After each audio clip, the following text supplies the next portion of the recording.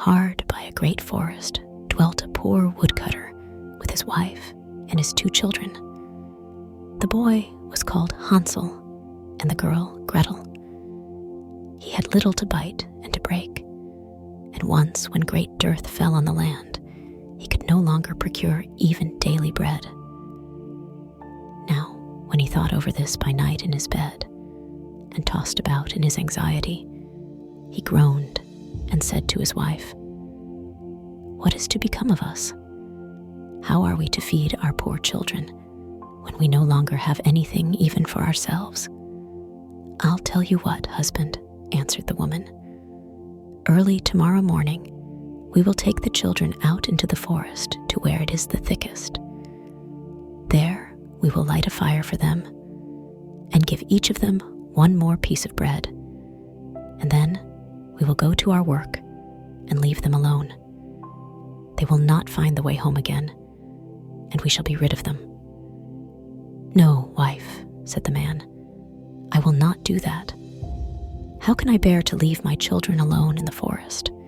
The wild animals would soon come and tear them to pieces." "Oh, you fool," said she. "Then we must all 4 die of hunger. You may as well plane the planks for our coffins." And she left him no peace until he consented.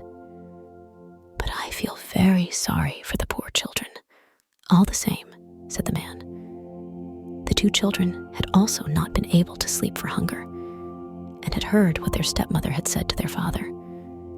Gretel wept bitter tears and said to Hansel, "Now all is over with us." "Be quiet, Gretel," said Hansel. "Do not distress yourself. I will soon find a way to help us." And when the old folks had fallen asleep, he got up, put on his little coat, opened the door below, and crept outside.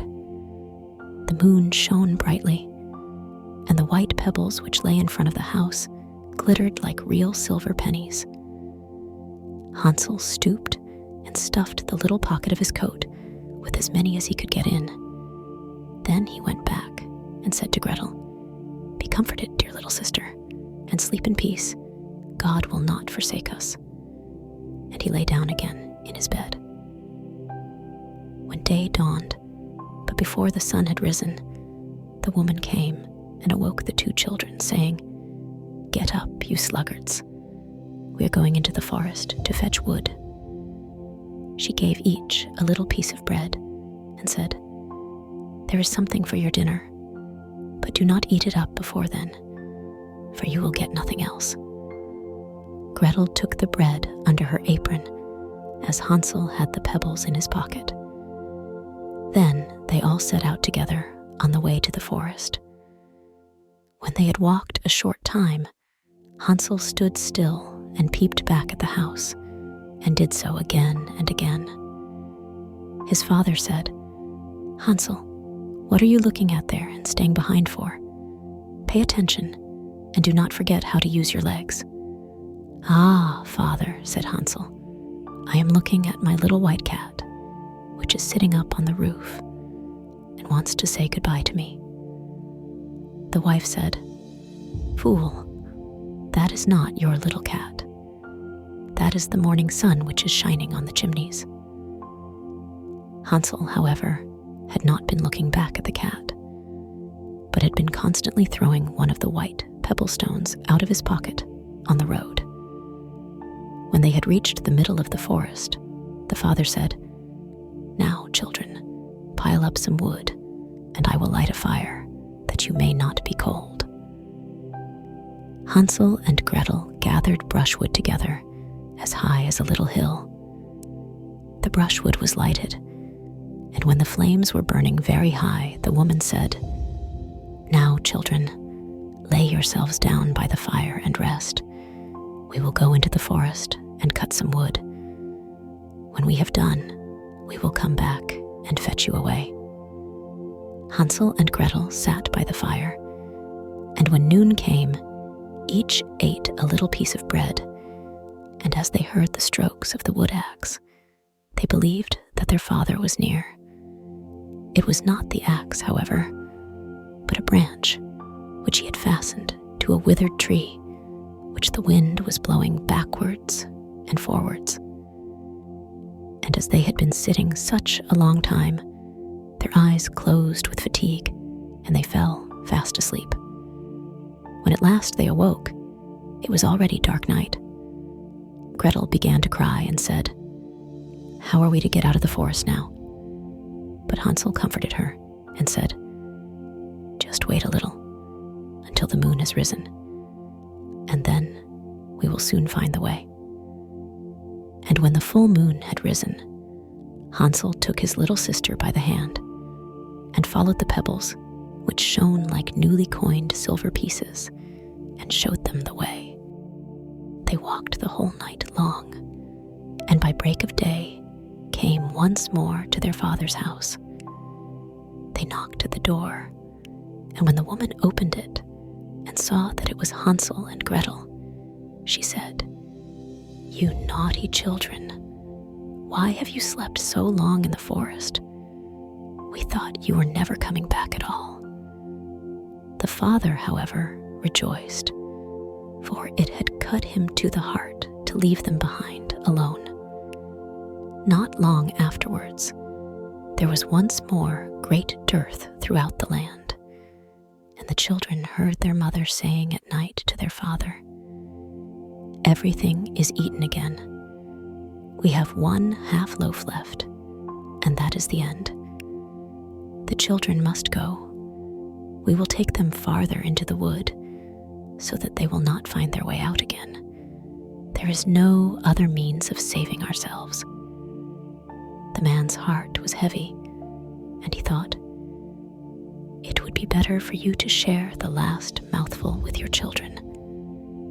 The woman, however, would listen to nothing that he had to say, but scolded and reproached him. He who says A must say B, likewise, and as he had yielded the first time, he had to do so a second time also.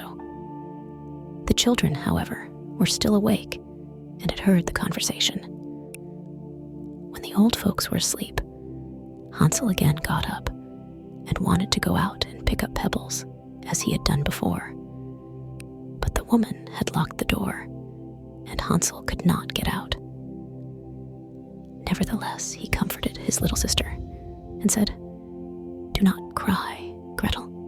Go to sleep quietly. The good God will help us." Early in the morning came the woman and took the children out of their beds.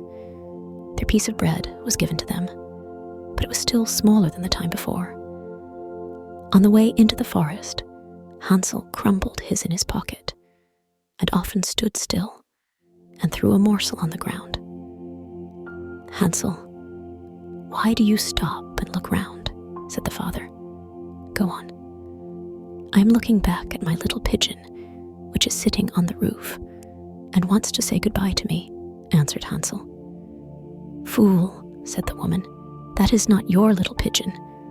That is the morning sun that is shining on the chimney." Hansel, however, little by little, threw all the crumbs on the path.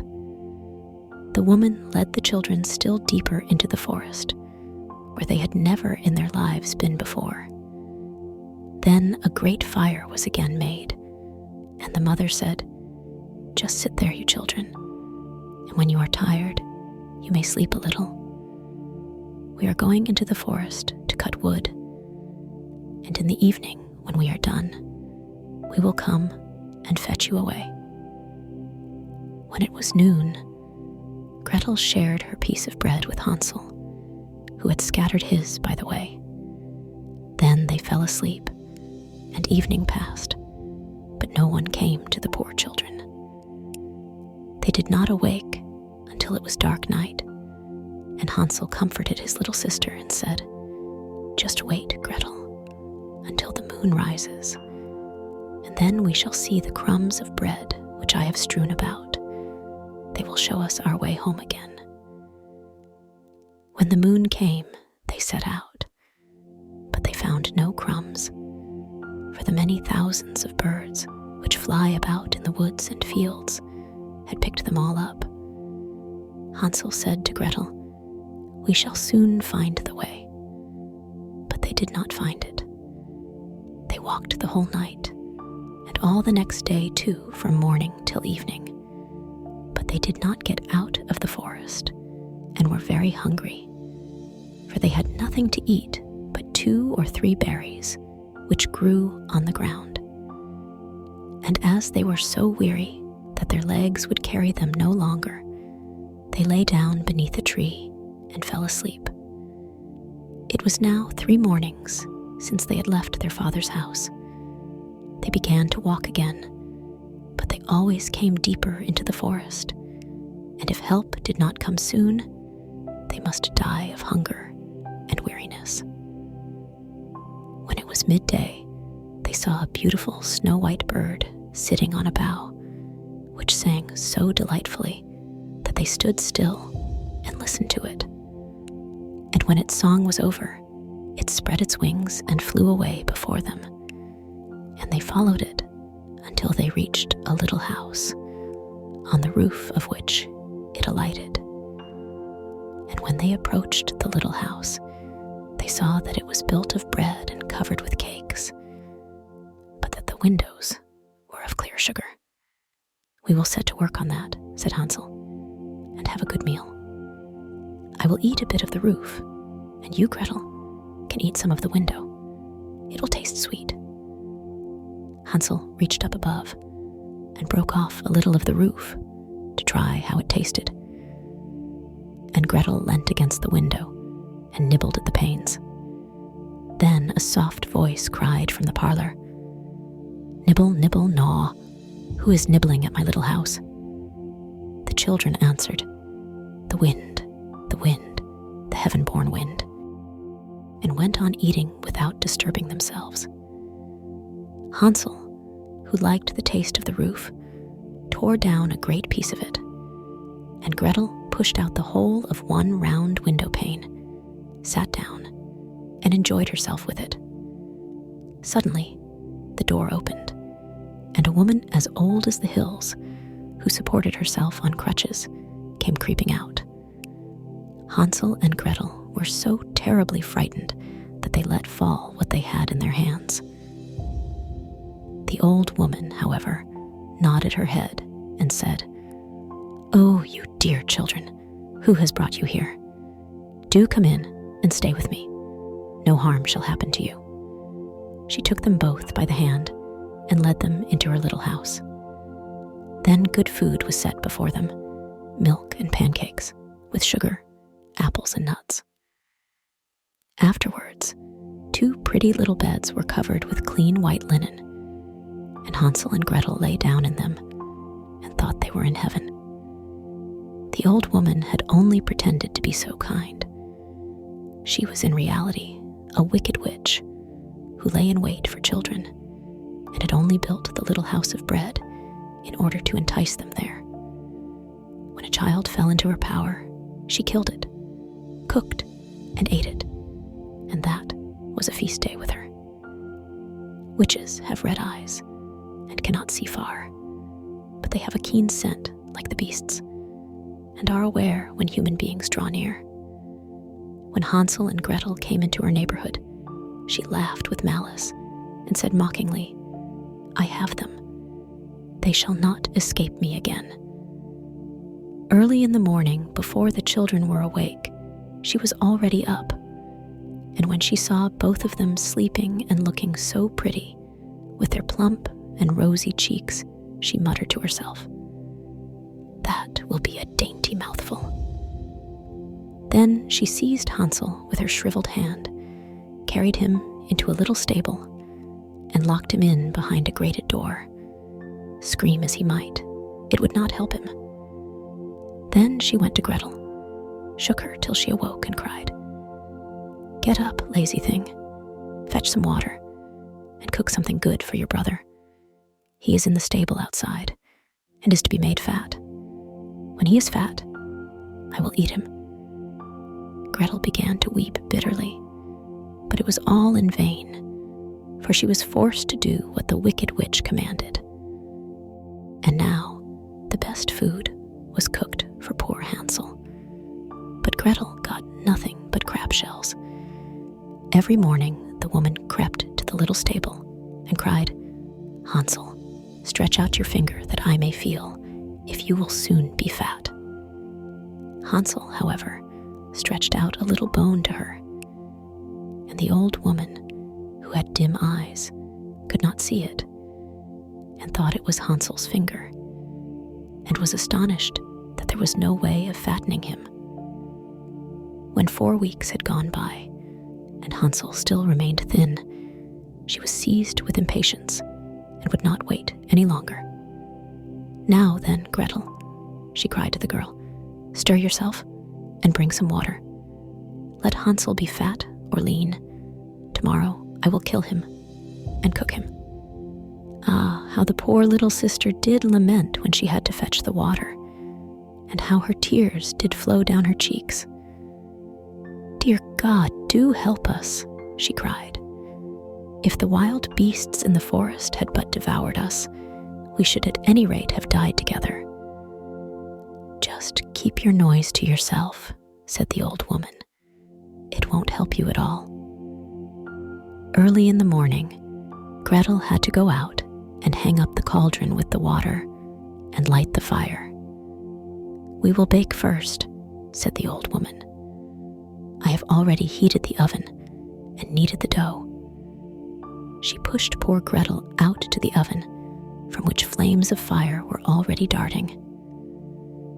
"Creep in," said the witch, "and see if it is properly heated, so that we can put the bread in." And once Gretel was inside, she intended to shut the oven and let her bake in it, and then she would eat her too. But Gretel saw what she had in mind and said, "I do not know how I am to do it. How do I get in?" "Silly goose," said the old woman. "The door is big enough. Just look, I can get in myself." And she crept up and thrust her head into the oven. Then Gretel gave her a push that drove her far into it, and shut the iron door and fastened the bolt. Oh, then she began to howl quite horribly, but Gretel ran away, and the godless witch was miserably burnt to death. Gretel, however, ran like lightning to Hansel, opened his little stable, and cried, "Hansel, we are saved. The old witch is dead." Then Hansel sprang like a bird from its cage when the doors opened. How they did rejoice and embrace each other, and dance about and kiss each other. And as they had no longer any need to fear her, they went into the witch's house, and in every corner there stood chests full of pearls and jewels. "These are far better than pebbles," said Hansel, and thrust into his pockets whatever could be got in. And Gretel said, "I, too, will take something home with me," and filled her pinafore full. "But now we must be off," said Hansel, "that we may get out of the witch's forest." When they had walked for 2 hours, they came to a great stretch of water. "We cannot cross," said Hansel. "I see no footplank and no bridge, and there is also no ferry," answered Gretel. "But a white duck is swimming there. If I ask her, she will help us over." Then she cried, little duck, dost thou see? Hansel and Gretel are waiting for thee. There's never a plank or bridge in sight. Take us across on thy back so white." The duck came to them, and Hansel seated himself on its back and told his sister to sit by him. "No," replied Gretel, "that will be too heavy for the little duck. She shall take us across, one after the other."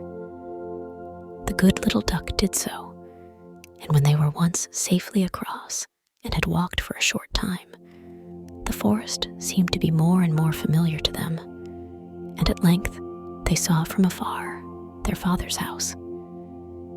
Then they began to run, rushed into the parlor, and threw themselves round their father's neck. The man had not known one happy hour since he had left the children in the forest. The woman, however, was dead. Gretel emptied her pinafore until pearls and precious stones ran about the room, and Hansel threw one handful after another out of his pocket to add to them. Then all anxiety was at an end, and they lived together in perfect happiness.